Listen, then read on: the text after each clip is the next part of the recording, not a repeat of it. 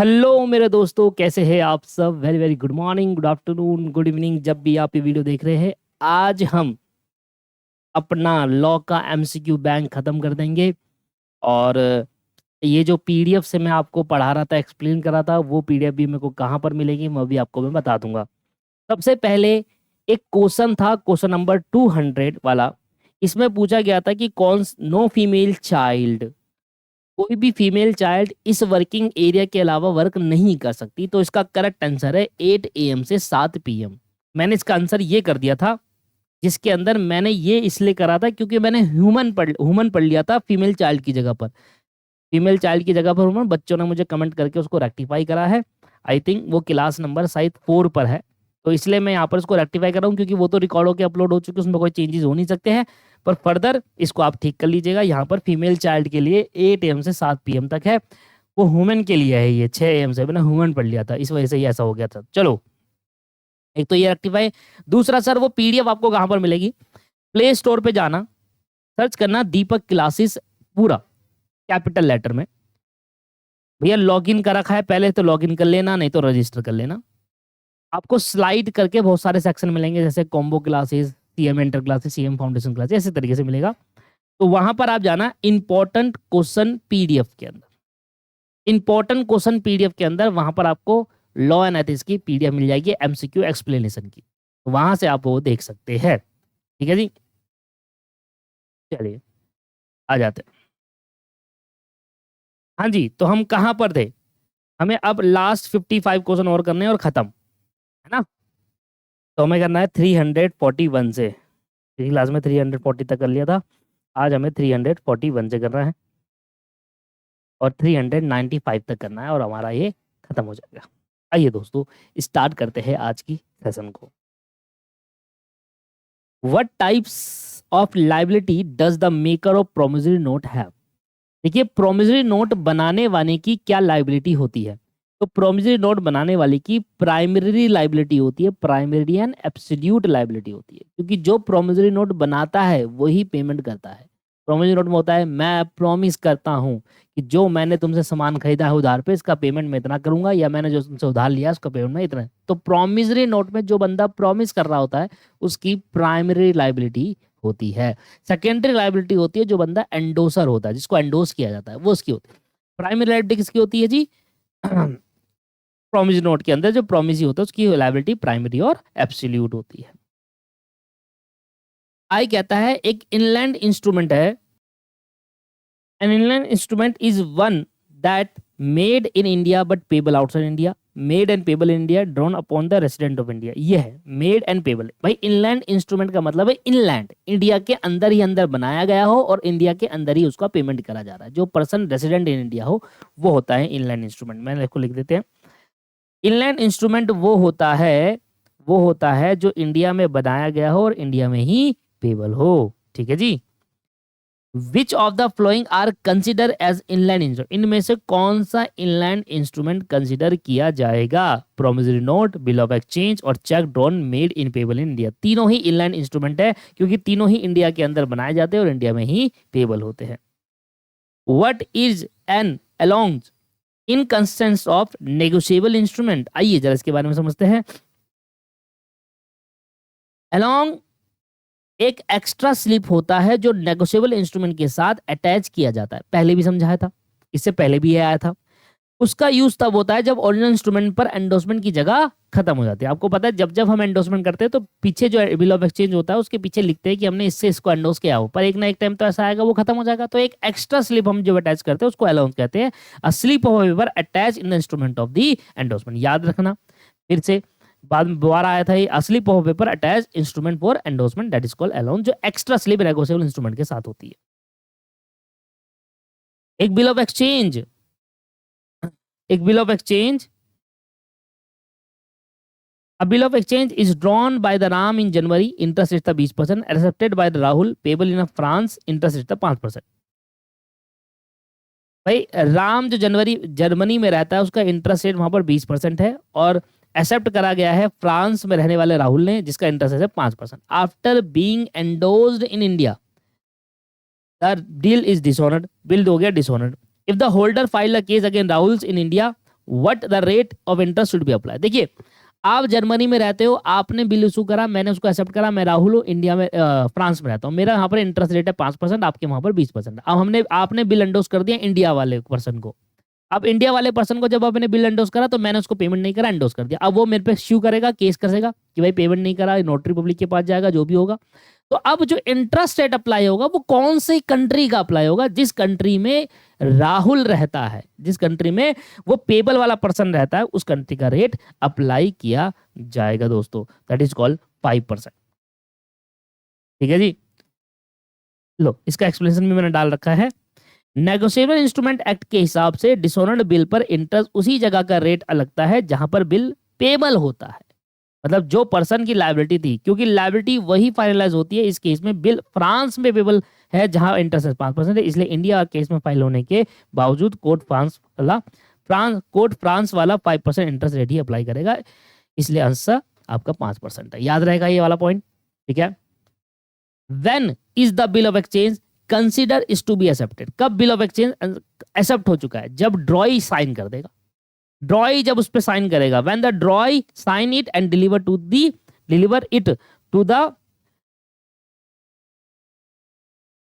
Deliver it और notify the holder. नहीं नहीं नहीं नहीं नहीं नहीं नहीं नहीं नहीं, व्हेन द ड्रॉर्स, ये तो है ही ना। When the payable acknowledge it ना, व्हेन द एंडो, नहीं यही है एक, जब ड्रॉई साइन करेगा और डिलीवर कर देगा या होल्डर को नोटिफाई कर दिया कि मैंने साइन कर दिया है। ठीक है जी, या तो साइन करके डिलीवर कर दे, उसको दे दे, या फिर उसको नोटिफाई कर दे। How can a partnership at will be dissolve? कैसे एक पार्टनरशिप एट विल, जो पार्टनरशिप एट विल होती है वो डिसॉल्व कैसे होती है? म्यूचुअल अंडरस्टैंडिंग से डिसॉल्व होती है। नहीं नहीं नहीं नहीं, म्यूचुअल एग्रीमेंट ओनली, नहीं नहीं नहीं, notice from any partner, notice from any partner. एक पार्टनरशिप एट विल जो होती है, जो पार्टनर एट विल होता है, उसमें होता है क्या है कि पार्टनर अपनी मर्जी से आएगा, और अपनी मर्जी से आएगा तो नोटिस देकर पार्टनर उसको डिसॉल्व कर सकता है। ठीक है जी, याद रहेगा कि जब भी कोई पार्टनरशिप एट विल डिसॉल्व करनी है तो कोई भी पार्टनर, जो पार्टनर्स होते हैं, अगर वो नोटिस दे देंगे तो पार्टनरशिप डिसॉल्व हो जाएगी, क्योंकि अपनी मर्जी से आए थे, अपनी मर्जी से वो जा सकते हैं, बस एक नोटिस देना होगा। सीक्रेट पार्टनर कौन होते हैं? सीक्रेट पार्टनर वो होते हैं जो पब्लिक जिनको जानती नहीं है। पब्लिक जिनको नहीं जानती, जिनको फर्म जानती है, फर्म तो जानती है अपने पार्टनर को, पर पब्लिक नहीं जानती। Know to the public, public जिनको नहीं जानती वो सीक्रेट पार्टनर होते हैं। भाई, एक सीक्रेट पार्टनर की लाइबिलिटी कैसे होती है?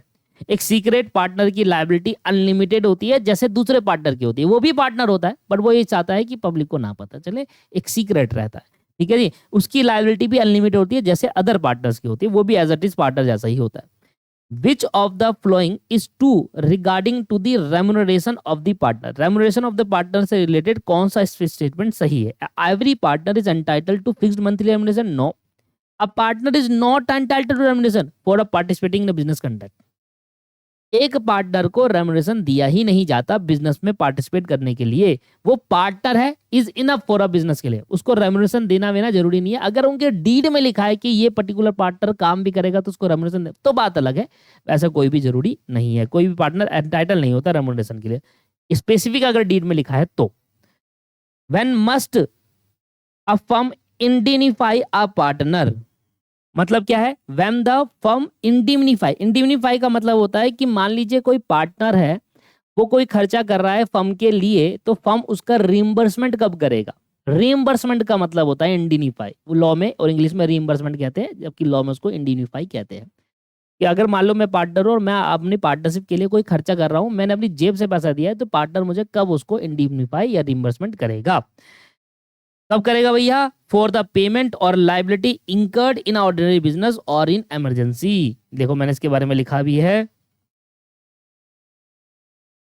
ये क्वेश्चन पूछ रहा है कि, नहीं ये नहीं है, फर्म को पार्टनर का रिइंबर्समेंट कब करना होता है? फॉर पेमेंट और liability incurred in ordinary business और इमरजेंसी केस के अंदर या ऑर्डिनरी बिजनेस के केस के अंदर, अगर पार्टनर ने कोई अपनी पेमेंट करी है तो वो उसकी लाइबिलिटी फर्म को पे करनी होती है। अगर कोई पार्टनर फर्म के लिए कोई खर्चा करे या पेमेंट करे या इमरजेंसी में जिम्मेदारी ले, तो फर्म उसका पेमेंट इंडिफिकेशन करना होता है, मतलब रीइंबर्समेंट करना होता है। ठीक है जी, सेक्शन 34 के according to section 34, partner is educated insolvent ही, इसको पढ़ो। क्वेश्चन करा अगर पार्टनर कोर्ट द्वारा इंसॉल्वेंट डिक्लेयर हो जाए तो उसकी पार्टनरशिप की पोजीशन क्या होती है? Ceases to be partner from the date of adjudication order, मतलब जैसे ही कोर्ट का ऑर्डर आएगा उसी तरफ से उसी दिन से ही उसकी पार्टनरशिप स्टॉप हो जाएगी। कोर्ट का ऑर्डर आते ही उसकी पार्टनरशिप खत्म हो जाएगी क्योंकि कोर्ट ने उसको इंसॉल्वेंट डिक्लेयर कर दिया। जिस दिन कोर्ट इंसॉल्वेंट होने का ऑर्डर पास करती है उसी दिन से पार्टनर पार्टनरशिप से ऑटोमेटिकली बाहर हो जाता है। अगला क्वेश्चन पूछ रहा है माइनर पार्टनर जब 18 साल का हो जाए तो उसे क्या कहते हैं और उसे क्या करना पड़ता है? एक नोटिस भेजना पड़ता है आरओसी को अपने डिसीजन का कि उसको आगे कंटिन्यू करना है ये वगैरह, ये हमने पहले ही पढ़ा है। After rating the majority the minor must give a notice of registrar regarding the decision. क्या तुम पार्टनरशिप आगे कंटिन्यू करना चाहते हो मेजर के फॉर्म में या उसको वहां पर छोड़ देना चाहते हो? इसका एक नोटिस देना पड़ता है दोस्तों।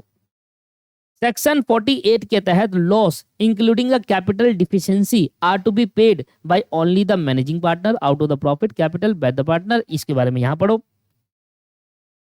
फर्म बंद होने के पर लॉस का पेमेंट किस ऑर्डर में होता है? फर्म के बंद, जब फर्म अगर डिस्क्लोज हो जाती है या डिसॉल्व हो जाती है, फर्म खत्म हो जाती है, तो किस ऑर्डर में पेमेंट किया जाता है? Out of profit, then capital, then by the partner individual. पहले प्रॉफिट का, लॉस का सेटलमेंट क्या होगा? प्रॉफिट से होगा। पहले जितना भी प्रॉफिट हुआ है उससे अपने लॉस का सेटलमेंट करेंगे, तब भी प्रॉफिट पूरा नहीं हो पा रहा, फिर कैपिटल से सेटलमेंट किया जाएगा एंड देन फिर पार्टनर के इंडिविजुअल प्रॉफिट शेयरिंग से। तो लॉस का सेटलमेंट किस ऑर्डर में किया जाता है? पहले जितना प्रॉफिट कमाया है पार्टनर्स ने, सॉरी कंपनी फर्म ने, उससे सेटल कर दो। अब प्रॉफिट खत्म हो गया, सेटल नहीं हुआ लॉस, अब कैपिटल से सेटल करो और वो भी खत्म हो गया, फिर पार्टनर के इंडिविजुअल शेयर से सेटल, क्योंकि पार्टनर की लायबिलिटी अनलिमिटेड होती है। क्या होगा? आउट ऑफ प्रॉफिट, फिर कैपिटल और फिर पार्टनर इंडिविजुअल। राइट है, समझ में आ गया? The residue if any remain after all payments. क्या बोल रहा है?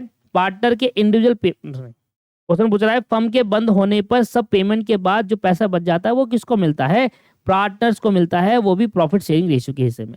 डिसोल्यूशन के बाद अगर पैसा बच जाए तो पार्टनर में प्रॉफिट शेयरिंग रेशियो के हिसाब से बांटा जाता है। इक्वली डिस्ट्रीब्यूशन नहीं होता। इक्वली डिस्ट्रीब्यूट नहीं करेंगे हम, उसको प्रॉफिट शेयरिंग रेशियो में डिस्ट्रीब्यूट करेंगे, जो भी अगर डिसोल्यूशन के बाद पैसा बच जाता है। तो distribute equally among the partner, distribute divide among the profit sharing ratio. मान लो डिसोल्यूशन के बाद अगर कोई पैसा बच जाए तो उसको पार्टनर में कैसे डिस्ट्रीब्यूट करना है? Among the profit sharing ratio. Which of the flowing best describe the legal nature of LLP? LLP एक क्या है? एलएलपी एक सेपरेट लीगल एंटिटी है फ्रॉम इट्स पार्टनर, है ना? सीधी सीधी बात है, एलएलपी क्या है भैया? एक सेपरेट लीगल एंटिटी है अपने पार्टनर से। विच of the following is not consider a body corporate under the LLP act? इसमें से कौन सा एलएलपी एक्ट के तहत बॉडी कॉर्पोरेट नहीं है? एलएलपी जो रजिस्टर हो गई है कंपनी इनकॉर्पोरेट आउटसाइड इंडिया या कोऑपरेटिव सोसाइटी, कभी भी बॉडी कॉर्पोरेट नहीं होती। ठीक है, बाकी सारी कंपनी बॉडी कॉर्पोरेट होती है, एलएलपी बॉडी कॉर्पोरेट होती है, पर कोऑपरेटिव सोसाइटी बॉडी कॉर्पोरेट नहीं होती है as per the LLP act. Which of the following disqualify a person becoming partner LLP? इनमें से कौन सा पर्सन है जो डिस्क्वालीफाई हो गया कि वो पार्टनर एलएलपी में नहीं बन सकता? वो पार्टनर जिसकी इंसॉल्वेंसी अभी चल रही है, डिस्चार्ज नहीं हुई है, अनडिस्चार्ज इंसॉल्वेंट है, मतलब ऐसा इंसॉल्वेंट पर्सन जो अभी अभी भी इंसॉल्वेंट है, अभी उसकी इंसॉल्वेंसी खत्म नहीं हुई है, वो पार्टनर बन ही नहीं सकता भैया। वो किसी में पार्टनरशिप फर्म में भी नहीं बन सकता और वैसे भी नहीं बन सकता।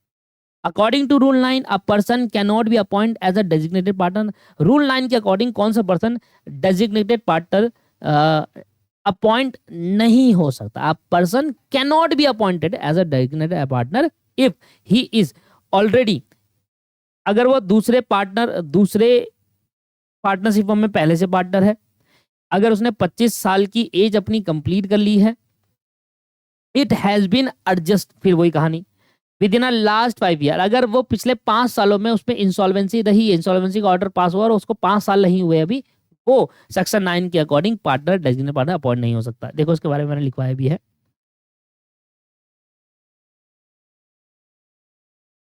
रूल 9 कहता है अगर किसी व्यक्ति को पिछले 5 साल में कोर्ट द्वारा इंसॉल्वेंट डिक्लेयर किया गया हो तो वो डेजिग्नेटेड पार्टनर नहीं बन सकता। तो मान लो आज ऑर्डर डिक्लेयर हुआ कि मैं इंसॉल्वेंट हूं कोर्ट द्वारा, तो अब मैं 5 सालों तक डेजिग्नेटेड पार्टनर नहीं बन सकता, 5 साल के बाद बनूंगा। ठीक है। Who must sign the statement of account and solvency in a partner, designated partner. भाई डेजिग्नेटेड पार्टनर मेन पर्सन होते हैं एलएलपी के अंदर जो स्टेटमेंट ऑफ अकाउंट्स को साइन करते हैं या सॉल्वेंसी ऑफ एलएलपी को साइन करते हैं। Statement which of the following is not a valid ground recognizing the और lifting the corporate veil according to the passage. इसमें से कौन सा ऐसा स्टेटमेंट है जो वैलिड ग्राउंड नहीं है कि लिफ्टिंग ऑफ कॉर्पोरेट विल होनी चाहिए। देखो मैं इसके बारे में थोड़ा अच्छे से लिखा है भी है इसके अंदर। कॉर्पोरेट विल को लिफ्ट करने का कौन सा रीजन वैलिड नहीं माना जाता है। पहला, सिंप्लीफाइंग फाइनेंशियल रिपोर्टिंग रिक्वायरमेंट्स, मतलब कॉर्पोरेट विल तभी लिफ्ट होता है जब फ्रॉड हो, टैक्स इवेजन हो या वार्म टाइम की कंपनी के ट्रू कैरेक्टर्स जांचनी हो। लेकिन सिर्फ फाइनेंशियल रिपोर्टिंग को सिंप्लाई करने के लिए कॉर्पोरेट विल नहीं उठाया जाता है, इसलिए ये इनवैलिड ग्राउंड है। समझ में आया? अगला कह रहा है if the person is already a nominee, एक ओपीसी में एक पर्सन नॉमिनी है और become a member in another OPC due to the death of its member, how long does the person has to restore is liability.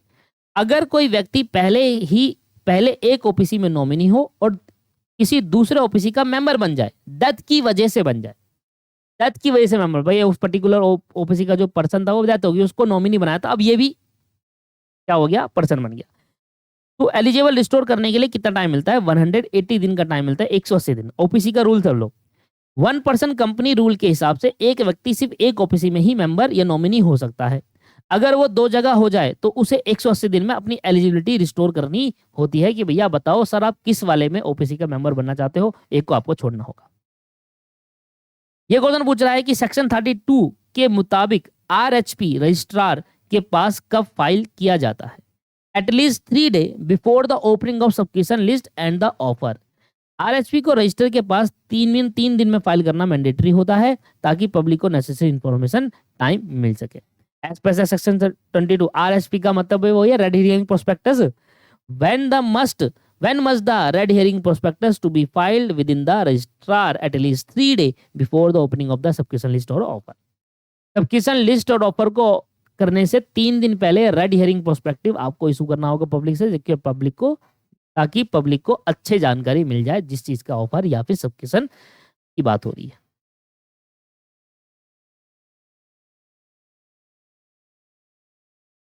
Which of the following must be highlighted? इसमें से कौन सा flowing highlighted करना है in the final prospectus when the compare to red herring. अब red herring prospectus और final prospectus को compare करके इनमें से कौन सा हाईलाइट करना जरूरी है?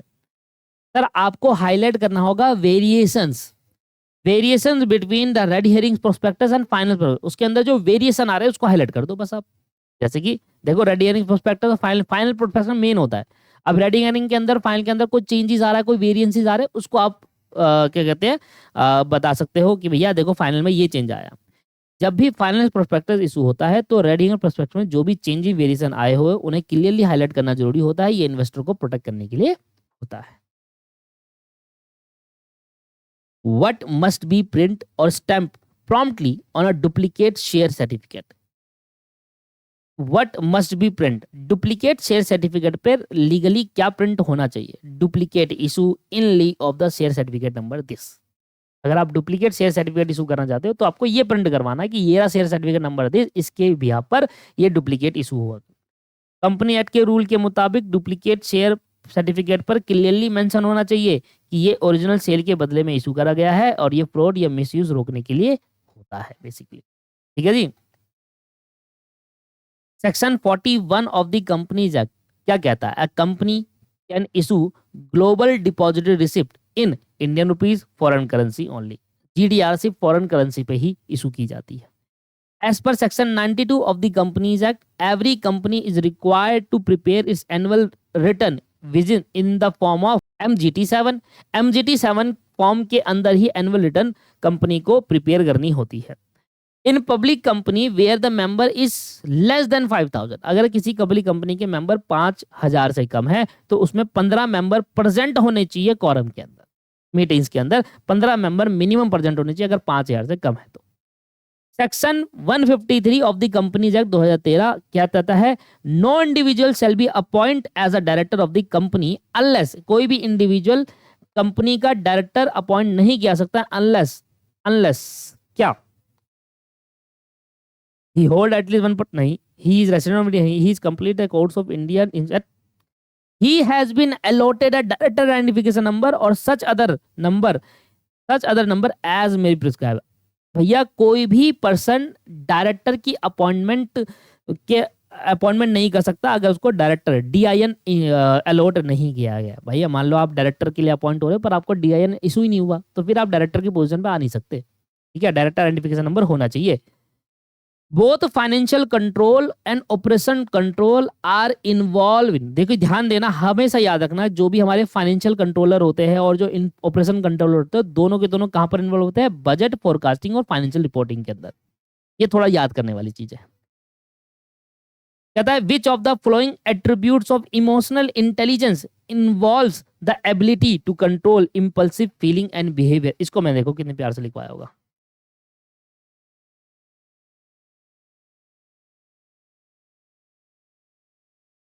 इमोशनल इंटेलिजेंस का कौन सा कंपोनेंट इंपल्सिव फीलिंग और बिहेवियर को कंट्रोल करने के लिए एबिलिटी देता है? Self management. इमोशनल इंटेलिजेंस में सेल्फ मैनेजमेंट का मतलब होता है अपने इमोशन को रेगुलेट करना, इंपल्सिव रिएक्शन को कंट्रोल करना, स्ट्रेस में काम रहना और डिसिप्लिन बिहेवियर दिखाना। ऐसा नहीं कि बहुत ज्यादा गुस्सा आ रहा है तो आप इमीडिएटली, ये एथिक्स आ गया सर, आपको पता है ना। इसलिए impulsive behaviour control self management का कोर हिस्सा है। Self management. Corporate responsibility refer to a business responsibility toward, देखो यहां पढ़ो, कंपनी की एथिकल और सोशल रिस्पॉन्सिबिलिटी किसके लिए होती है? It's employ, customer, client and sometime board of the director. किसके लिए होती है जी? It's employ, sometime customer, client and board of the director के लिए होती है। देखो इसके बारे में लिखा, कॉर्पोरेट रिस्पॉन्सिबिलिटी का मतलब है कंपनी अपने एम्प्लॉय, कस्टमर, कम्युनिटी, बोर्ड या और इन्वायरमेंट के प्रति जिम्मेदार हो, सिर्फ शेयर होल्डर या मार्केटिंग डिपार्टमेंट तक ही लिमिटेड ना हो, वो हर चीज के लिए रिस्पॉन्सिबल हो। That is called corporate responsibility. Which of the following is not typically consider as a key success factor. Business के लिए जो कॉमन की सक्सेस फैक्टर होते हैं उनमें से कौन सा इंक्लूड नहीं होता? Tax depreciation. की सक्सेस फैक्टर में generally cost, innovation, time speed होती है। टैक्स कहां से आ गया, डेप्रिसिएशन कहां से आ गया? लेकिन टैक्स डेप्रिसिएशन एक अकाउंटिंग ट्रीटमेंट है जो बिजनेस सक्सेस फैक्टर को नहीं माना जाता। भाई कॉस्ट आपका की सक्सेस फैक्टर के अंदर आता है, इनोवेशन आता है, टाइम आता है, बट टैक्स और depreciation is an accounting terms, है ना। विच of the flowing best reflect integrity in a decision making, इसके बारे में देखो, एथिक्स के सारे इसमें पढ़ो। डिसीजन मेकिंग में इंटीग्रिटी का कौन सा एक्टिविटी दिखाया जाता है? Taking decision Fairlie, free from personal gain and motive. Detail explanation देखो, इंटीग्रिटी का मतलब होता है सच्चाई और फेयरनेस।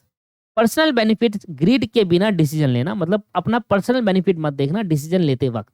ठीक है, प्रोपेरिटी या मटेरियल गेन ढूंढना इंटीग्रिटी नहीं होता है। रिस्पॉन्सिबिलिटी अवॉइड करना एक अनएथिकल बिहेवियर है।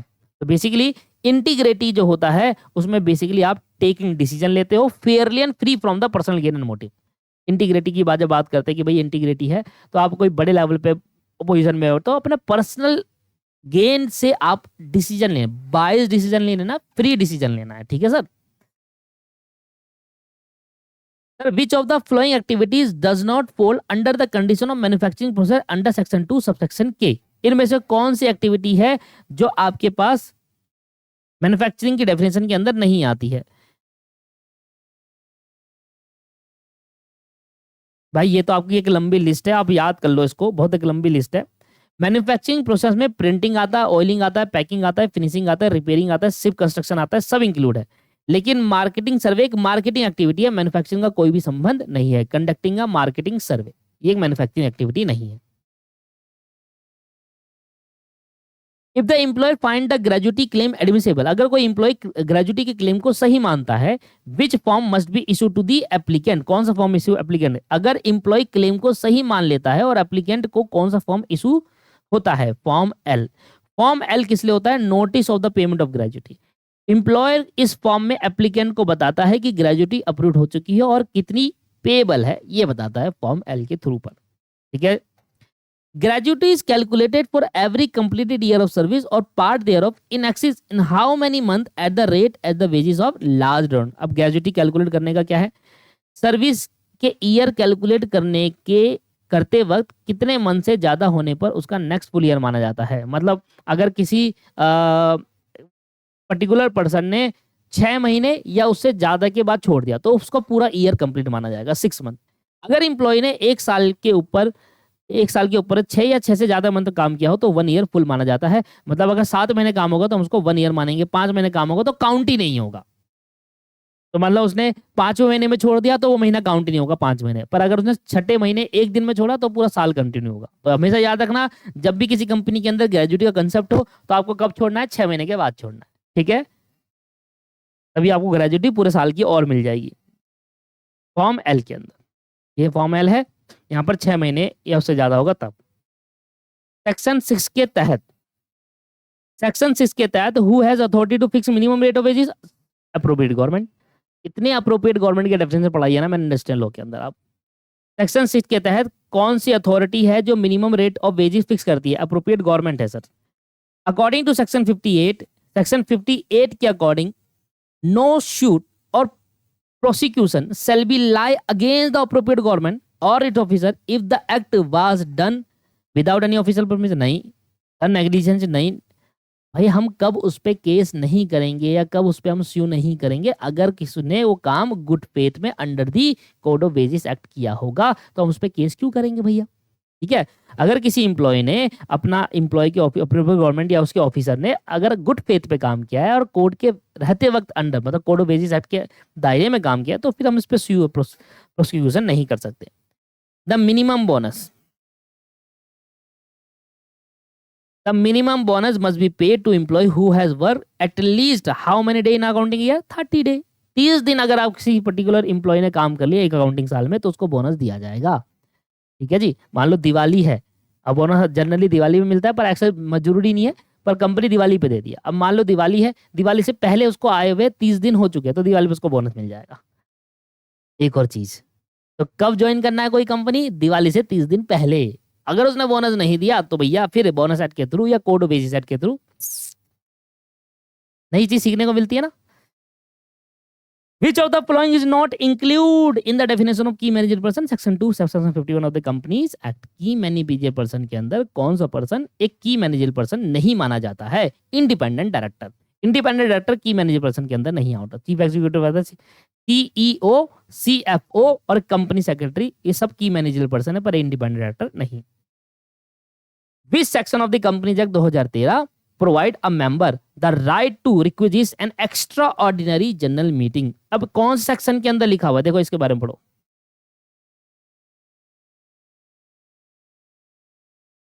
मेंबर की ईजीएम बुलवाने का अधिकार कंपनी एक्ट के कौन से सेक्शन में दिया गया है, सेक्शन 100 में दिया गया है।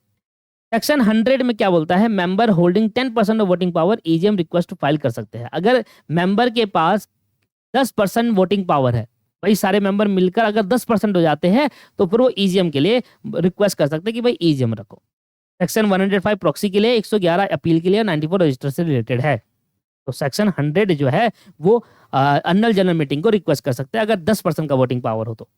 According to section 2 subsection 55 the companies act who are deemed to be first member of the company that's called subscriber to the memorandum of the company.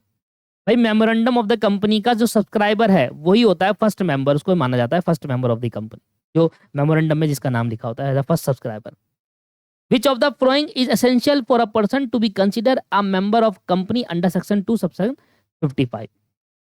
कह रहा है इनमें से कौन, विच of the flowing essential for a person, person के लिए इनमें से कौन सा एसेंशियल है जिसको हम कंसीडर करेंगे as a member of a company under section 2 subsection 55। वो person being a shareholder without entry in a register नहीं, agreed already to become member, orally agreement नहीं चलता, यह देखो ये आ गया, वर्बल भी नहीं चलता, agreeing in a return and having a name in the register. भाई जिस पर्टिकुलर पर्सन का रिटर्न फॉर्म में लिखा गया हो कि भाई तू हमारा मेंबर है और रजिस्ट्रार में उसकी एंट्री भी हो रखी हो, वो पर्सन ही मेंबर माना जाएगा कंपनी एक्ट के हद। भाई मैंने आपसे कहा कि भाई आज से तू मेरा मेंबर है कंपनी का, तो ओरली या वर्बली काम नहीं करता, रिटर्न में होना चाहिए और रजिस्ट्रार में उसकी एंट्री होनी चाहिए, ठीक है। This will be the right answer. A premises where a manufacturing process is carried or without aid of power. बिना इलेक्ट्रिसिटी के अगर आप कोई मैन्युफैक्चरिंग प्रोसेस कर रहे हो तो वहां पर 20 या उससे ज्यादा वर्कर होते हैं, तो हम उसको मैन्युफैक्चरिंग की डेफिनेशन के अंदर फैक्ट्री एक्ट उस पर एप्लीकेबल हो जाएगा। अगर आप बिना पावर से 20 या उससे ज्यादा वर्कर काम कर रहे हो तो फैक्ट्री एक्ट आपके ऊपर एप्लीकेबल हो जाएगा। विच of the following is exclude in the definition of factory. Factory की डेफिनेशन आप पढ़ लेना सेक्शन 2 सबसेक्शन एक्ट के अंदर, उसमें से कौन सी चीज इसके अंदर एक्सक्लूड है। Mobile unit belonging to the arm force of the union, ये एक्सक्लूड है दोस्तों। ये आप थोड़ा याद करना पड़ेगा सर इसके लिए। Section 11 of the Factory Act, every factory must keep clean and free from effluvia from drain and previous and other, थोड़ा याद करने वाली चीजें हैं। हाउ ऑफन, इसके बारे में पढ़ा देता हूं। फैक्ट्री एक्ट में कौन सा प्रीमाइसिस को फैक्ट्री की डेफिनेशन में एक्सक्लूड करा गया है, वही मोबाइल यूनिट आर्म फोर्स वाला, ठीक है। सेक्शन 11 के मुताबिक फैक्ट्री में किस किस चीज में फ्री रखना जरूरी है। फ्यूलिया फ्रॉम ड्रेन, प्रीवियस और अदर इंश्योरेंस। क्लीनलेस प्रोविजन के हिसाब से फैक्ट्री आपको गंदे ड्रेन का स्मेल, बदबू जिसको हम इफिलिया कहते हैं, और फ्री रखना मैंडेटरी है। नॉइस या लाइटिंग सेक्शन 11 में नहीं, अलग चीज़ है। मतलब इन तीनों, ये तीनों से आपके इसको बदबू कहते हैं, प्रीवियस आपके पास है नेचर, इन तीनों को आपको अलग, इनका मतलब फ्री रखना पड़ेगा, आपको क्लीन रखना पड़ेगा इन चीज़ों से। ठीक है, मैं तीनों का मतलब समझा। एफ्लूविया का मतलब होता है गंदी बदबू जहां पर आती है उसको एफ्लूविया कहते हैं। और प्रीवियस का मतलब है वो जो आउटडोर टॉयलेट होते थे ना पहले पुराने, है ना, संडास आउटडोर टॉयलेट जो होते थे बहुत गंदे रहते थे, ये सब वो नहीं होना चाहिए। अब फैक्ट्री के इंडोर में होना चाहिए। अब टॉयलेट बाहर करने जाएंगे क्या, इंडोर में होना चाहिए टॉयलेट, आउटडोर टॉयलेट नहीं होने चाहिए। और न्यूसेंस का मतलब होता है ऐसी चीज जो एक परेशानी खड़ी करती है। कोई भी चीज जो आपको एक परेशानी में खड़ी कर रहा है वो न्यूसेंस कहलाता है। तो इन सबसे फ्री रखना पड़ेगा, सेक्शन 11 ये कहता है। How often must the floor of every workroom be clean in as per section 11। Section x पर सेक्शन 11 के तहत कितनी बार आपको अपने वर्क रूम को क्लीन करना पड़ेगा। वंस इन एवरी वीक, हफ्ते में एक बार क्लीन करो भाई कम से कम। ऐसे तो रोज करना चाहिए पर हफ्ते में एक बार चलेगा सेक्शन 11 के तहत। As per section 11 effective dash must be provide to remove water from the drainage. या ड्रेनेज इफेक्टिव ड्रेनेज होना चाहिए कि बेकार वाटर बाहर प्रीमाइसिस से बाहर निकाला जाए। Latrines and urals should be located so that they are hidden from supervisor in the basement only. Place near the canteen only, basement, ये क्या चल रहा है। Conveniently situated and accessible to the worker of all time, कहीं पर भी हो but conveniently suitable, बाहर नहीं होना चाहिए, बस फैक्ट्री के अंदर हो और conveniently उसको एक्सेस किया जा सके बस। कह रहा hidden from the supervisor, supervisor ताक भैंस के बैठा था, कौन आएगा भागने। As per the section 19 of the Factory Act, every factory must provide, हर फैक्ट्री को सर प्रोवाइड करना होगा क्या, सेपरेट लंच रूम नहीं, sufficient latrine and urinal accommodation to the prescribe, मतलब टॉयलेट्स वगैरह। तो शुद्ध हिंदी लिखा हुआ है, शुद्ध Hindi, sufficient latrines. Under section 105 of the companies act 2013, proxy can be appointed by the director, member, creditor या ऑडिटर। प्रॉक्सी सर मेंबर रखेंगे क्योंकि मेंबर ही आते हैं वोट करने। खत्म हो गया है। तो विच section of the companies act deal specifically with proxy. ये कौन सा, ये सेक्शन क्या पूछा, ऊपर वाले प्रॉक्सी की बात के लिए सेक्शन लिख दिया उसने। कह रहा under section 105 of the companies act proxy किसको अपॉइंट कर, कौन अपॉइंट कर सकता है। तो प्रॉक्सी की डिटेल कहाँ पे लिखी है, सेक्शन 105 में। और नीचे पूछा बताओ प्रॉक्सी का सेक्शन कौन सा है, भाई ऊपर दे तो रखा है 105, क्या गुंडा बनेगा रे। Which of the following business is generally considered as ordinary business at AGM। तो ये क्या कह रहा है, which of the following business generally, और एक एनुअल जनरल मीटिंग में ऑर्डिनरी बिजनेस क्या माना जाता है। इधर में देखो, एजीएम में यूजुअली कौन सा काम ऑर्डिनरी बिजनेस माना जाता है, ये वाले काम माने जाते हैं, जैसे कि फाइनेंशियल स्टेटमेंट को अडॉप्ट करना, डायरेक्टर को अपॉइंट करना, स्टैट्यूटरी ऑर्डर को अपॉइंट करना। Bonus issue, merger, article objection, change लाने में स्पेशल बिजनेस होते हैं, ऑर्डिनरी नहीं होते। तो अगर आपको स्टैट्यूटरी ऑडिटर अपॉइंट करना है वो एक ऑर्डिनरी बिजनेस के अंदर आता है। पर अगर आप आर्टिकल ऑफ एसोसिएशन में चेंज करना चाहते हैं, बोनस शेयर इशू करना चाहते हो, मर्जर के लिए अप्रूवल लेना चाहते हो, ये स्पेशल बिजनेस कैटेगरी के अंदर आते हैं। मतलब एक तरीके का ऑर्डिनरी बिजनेस नहीं है, रेगुलर बेसिस का काम नहीं है, एक स्पेशल काम है जो उसके लिए आप अलग से मीटिंग रखेंगे। Which of the following company is not required to hold AGM, कौन सी कंपनी को एनुअल जनरल मीटिंग रखनी जरूरी नहीं है? 1% कंपनी को। And here is the end of the MCQ bank. Total 395 MCQ in 8 class. सारी एक्सप्लेनेशन का मैंने ऐप में डाल दिया है, वो डाल दिए। एक लास्ट में एक बात बोलूंगा, हो सकता है कि मेरे से भी कुछ मिस्टेक हो जाए। देखिए बुक्स के अंदर बहुत सारे मिस्टेक थी, मैंने उनको सही करवाया। हो सकता है कभी कभी कि मेरे से भी कोई गलती हो जाए, और अगर आपको ऐसा फील हो रहा है तो आप मुझे मैसेज करके उसको कंफर्म कर सकते हैं। अगर आपके पास मेरा नंबर नहीं है तो मुझे मेल के थ्रू या मुझे किसी भी प्लेटफॉर्म के थ्रू आप मुझे कंफर्म कर लेना अगर किसी में डाउट है तो, ठीक है। मैं भी एक इंसान हूँ, मैं भी रिसर्च करके कर रहा होता हूँ, है ना। जैसे मैंने अभी देखा आज के एक गलती मेरे से हो गई थी, मैंने फीमेल चाइल्ड की जगह फीमेल ह्यूमन के बारे में बता दिया था, तो बच्चों ने मुझे करेक्ट करा। मैं उसको अप्रिशिएट करता हूँ। मैं कभी भी ये नहीं कहता कि कोई स्टूडेंट मुझे आके करेक्ट कर रहा तो मैं उसको गुस्सा हो जाऊंगा कि ये तो। कई बार हो जाता है कि देखिए रिकॉर्डिंग के अंदर ऐसा ही होता है। रिकॉर्डिंग अगर एक आप कमरे में बंद करके कैमरे के सामने आप 1 घंटा लगातार बोल, कोई नहीं कमरे में, एक कैमरा सामने में वहां बोल रहा हूँ, मैं ये एज्यूम करते हुए बोल रहा हूँ कि मेरे सामने बहुत सारे बच्चे हैं जो मुझे देख रहे हैं। लाइव क्लास में ये गलती क्यों नहीं होती? लाइव क्लास में इसलिए ये गलती नहीं होती क्योंकि कभी भी मैं छोटी सी भी अगर मिस्टेक कर देता हूँ, बच्चा मुझे वहीं पर टोक देता है, सर यार यहाँ पर एक कैलकुलेशन मिस्टेक हो गई। बल्कि रिकॉर्डिंग में मुझे तभी पता चलेगा ना जब मुझे उसको दिखेगा। इसलिए तो रिकॉर्डिंग का पर्सपेक्टिव को जानते हुए कई बार ऐसा हो जाता है कि कुछ मिस्टेक हो जाती है। और कभी भी अगर आपको लगे कि कोई एमसीक्यू में कोई दिक्कत है, कोई परेशानी है, मुझे ये वाला एमसीक्यू सही लग रहा है, ऐसा नहीं ये करवाया हुआ है, तो आप मुझसे कंफर्म करेंगे। मेल के थ्रू भी कंफर्म कर सकते हैं, deepakclasses750@gmail.com।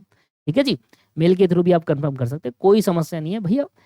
कोई भी डाउट आता है, टीचर का काम है उस डाउट को रिजॉल्व करना। अगर आपको कोई डाउट है, तो आपको लगता है कि यार सर ये दिक्कत आ रही है, आप मुझे कमेंट कर दो, वीडियो में कमेंट कर दो, सर मुझे ना ये लग रहा है, तो मैं वीडियो में कमेंट पे आपको रिप्लाई कर दूंगा कि सर नहीं ये हो सकता है।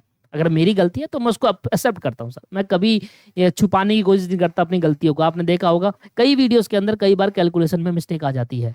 क्यों होता है वो ऐसा? वो इसलिए होता है क्योंकि कैलकुलेशन मिस्टेक सबके साथ होती है। एज एन स्टूडेंट आपकी कैलकुलेशन मिस्टेक 1000 बार हुई होगी, एज एन टीचर सबकी कैलकुलेशन मिस्टेक होती है। क्योंकि कई बार बटन ज्यादा दब जाते हैं, कई बार हम उसको अनदेखा कर लेते हैं क्योंकि इतना सारा पढ़ाने के बावजूद कई कई पॉइंट रह जाते हैं, ठीक है, तो वो हमने भूल जाते हैं, उस लिखते हैं कैलकुलेट करते। इट्स नॉर्मल, कंसेप्चुअली गलती नहीं होना चाहिए, कंसेप्चुअली गलती नहीं होनी चाहिए, कैलकुलेशन मिस्टेक चलती रहती है। वो इसलिए होता है टीचर के पॉइंट ऑफ व्यू क्योंकि लाइव क्लास नहीं है। लाइव क्लास होती तो बच्चा मुझे वहां कनेक्ट कर देता है। मान लो आप गलती कर रहे हो और मैं देख रहा हूँ आपको, तो मैं वहां रोक दूंगा ना कि भाई ये देखो ये ऐसा नहीं है, ये आपने कैलकुलेशन मिस्टेक कर दिया, मैं ठीक कर दो उसको। इसी तरीके से लाइव क्लास के अंदर भी कभी भी कोई चीज मैं भूल जाता हूँ तो वहां पर होता है। सीए की लाइव क्लास लेता हूँ तो वहां पर होता है। अब यहाँ पर ज्यादा रिकॉर्डिंग क्लास का ही चलन चल चुका है ना, तो वही रहता है। पर हम रिकॉर्डिंग क्लास भी प्योर रिकॉर्डिंग करके देते हैं आपको। तो कभी भी आपको फ्यूचर में कोई क्लासेस लेनी है तो आप हमें कांटेक्ट कर सकते हैं। दीपक क्लासेस वेबसाइट के थ्रू भी, ऐप के थ्रू भी, हमारे पर्सनल नंबर पे भी डिस्क्रिप्शन में आपको मिल जाएगा। आज के लिए हमने ये खत्म करा। नेक्स्ट क्लास में हम कॉस्ट अकाउंटिंग स्टार्ट करेंगे। Have a nice day, bye bye, take care, thank you.